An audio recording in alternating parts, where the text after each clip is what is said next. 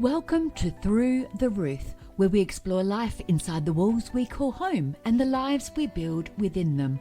I'm Ruth, property professional, storyteller and lover of all things home. Each week, we'll open the door to real stories behind the scenes of the property industry, design, inspiration and practical tips for shifting house, creating calm spaces and keeping your home safe, secure and beautifully comfortable. Because whether you own, rent or simply dream, everyone deserves to feel at home. So make yourself at home. You're listening to Through the Ruth. Hello and welcome back to another episode with me of Through the Ruth, where we talk about the heart of home. I hope you've got your cup of tea ready. I have. Today's episode might sound light on the surface, but I promise you it goes deeper. We're talking about front yards, not landscaping necessarily, not property value, not garden trends. What we're talking about is your front yard and what it says about you. Because before anyone steps through your front door, before they see your kitchen, your couch, your mess, or your life, they've already formed a feeling. Your front yard is the handshake. It's the first impression. It's the energy exchange between you and your street. And as someone who works in property, who drives streets daily, who walks up footpaths and knocks on doors, I can tell you, homes speak. So today we're going to gently explore what they might be saying and, more importantly, why we need to stop judging the story too quickly. The inviting home, you know the one, curtains open, warm lights glowing in the evening, pathway clear, plants alive, not extravagant, just cared for, maybe a seasonal wreath on the door. It feels welcoming. It often signals stability, pride, energy, and a sense of, we've got this. But here's something interesting. Sometimes that inviting exterior is genuine peace, and sometimes it's performance. Because in property, I've seen homes that look perfect on the street and inside. The family is stretched thin, however, on the inside. Financially stressed, emotionally overwhelmed. Presentation doesn't always equal peace. And yet it's what gives us that feeling of somebody else having success. And that's important to remember. It is just an idea, a presentation. We've got the overgrown lawn. Now let's talk about the yard people that judge the fastest, or rather gets judged the fastest. Grass is a little too long, edges not done, leaves gathered in the corners, bins slightly out of place. How quickly do we assume laziness? But what if it's a newborn baby inside, a single parent working double shifts, an elderly owner who can't physically manage it anymore, or an elderly tenant who hasn't had the family member visit for a while? It could be a family dealing with illness, a renter afraid to spend money on a place that isn't theirs even. Overgrown doesn't always mean neglect. Sometimes it means survival mode. And if you've ever been in a hard season, you'll know it. Mowing the lawn can fall very low on the priority list. Your front yard might be saying, we're doing our best. We've got the closed off house. You know the one. Blinds always shut, high fences, minimal visibility, no outdoor personality. It can feel cold. Generally has the occupants pressing the remote control door to go up. Their car goes in and the door goes back down on the garage. You may not even see them. But maybe it's not just the feeling of being cold, but maybe it's shift workers sleeping during the day. Someone who values their privacy deeply. They might have a story to share as to why they got to that stage.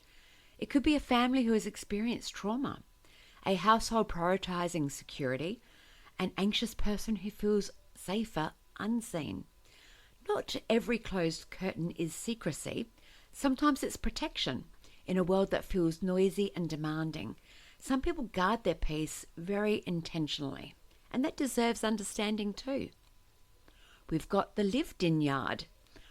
We've got the bikes on the lawn, chalk drawings on the driveway, shoes by the door. Maybe there's a basketball that's clearly been used. Maybe the basketball ring is on the driveway still. To some, it may look messy. To others, it may look like family, look alive. There is something beautiful about visible life. The sound of kids, the evidence of play, the dog bowl by the steps. It can say, we live here fully. We use this space fully. And think in a world obsessed with presentation, we've forgotten that homes are meant to be lived in, not just staged permanently. We've got the perfectly styled entry. You know, the symmetrical pots, fresh mulch, designer colour door, no weeds, no clutter, no surprises.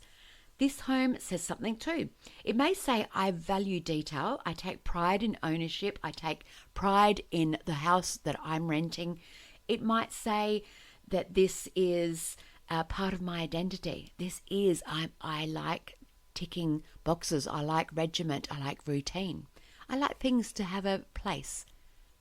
There's nothing wrong with that, but it's worth asking ourselves, are we styling for ourselves or are we styling for approval? Social media has quietly changed how we feel about our homes. Comparison starts to creep in, and sometimes the pressure to keep up starts at the letterbox. There's nothing wrong with it. It's just an observation that some of us put out, that we are reading the people by their front yard. So we've got to think, what do I want my neighbours to be reading about me? We've got the property perspective. Now, let me give you a little behind the scenes insight from someone who's in property. When investors approach a home, they feel something before logic kicks in. And when tenants inspect a rental, they're subconsciously asking, could I feel safe here? Could I feel proud here? Would I want my friends pulling up to this address? Front yards influence emotion, and emotion drives decisions. But here's what I've also learnt. The most beautiful homes aren't the most expensive ones. They're the ones that feel cared for. And care doesn't mean perfection. It means intention and attention. Just a little bit of labour every so often to maintain might be all that it needs. And that's why we can read when it changes to what might be going on inside the home.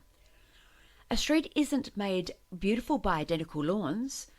It's like that movie, The Stepford Wives, I think it's called. We wouldn't want our houses to all look the same either. But it's made beautiful by stories. It's made beautiful when our neighbours wave, someone offers to borrow a mower, a parcel is brought inside for safety, a quick "are you okay" is asked when the grass gets too long. Sometimes the kindest thing you can do is assume a kind story. Your neighbour's front yard might be whispering, we're tired, or we're grieving, we're adjusting, we're healing, or we're thriving. We just don't know. So we need a practical reset. If you're listening and thinking, oh gosh, what does mine say? Take a breath. This isn't about judgment. It's about awareness and giving the benefit of the doubt. With social media, we tend to go negative as our first line of thought, but it doesn't have to be negative. It can just be an understanding and empathy, both in a good way and a understanding way that something might have changed. If you want a small reset this week, try one thing. Maybe you clear your pathway. Maybe you trim one edge on some of the trees or bushes. Maybe you might plant something in a big pot. Get yourself a nice fancy pot near the front door. Maybe you just sweep the driveway or get an air blower if you might have one. You might even put a light on a timer. Just add something different, not for the street, but for you. And it doesn't matter whether you own or whether you rent. It's pride in the representation of what you want to show to your neighbours right now. Because sometimes when we shift the outside slightly, it shifts something internally too. So before you judge a front yard, remember, you're looking at someone's season, and seasons change, homes evolve, people grow. If your yard is tidy and proud, beautiful. If it's chaotic and lived in, beautiful. If it's struggling a little, that's human. Through the Ruth is about the heart of home, and the heart isn't always perfectly landscaped. It's real, it's layered, it's seasonal. So next time you drive your street, look differently at the other front yards. What is my home saying right now? And is that aligned with how I feel right now? I'd like to thank you for listening to Through the Ruth. If this episode made you feel reflection, share it with somebody in your street, quite literally, because community begins at the letterbox. So until next time, thank you for joining me, and I hope you enjoyed your cuppa as much as I did. If you've enjoyed today's episode, be sure to follow Through the Ruth wherever you get your podcasts. And if you've got a story about your home and your experiences, I would love to hear from you. You can reach out, ruth@thepmboutique.com.au. So until next time, take a deep breath, look around and remember, home is what you make it.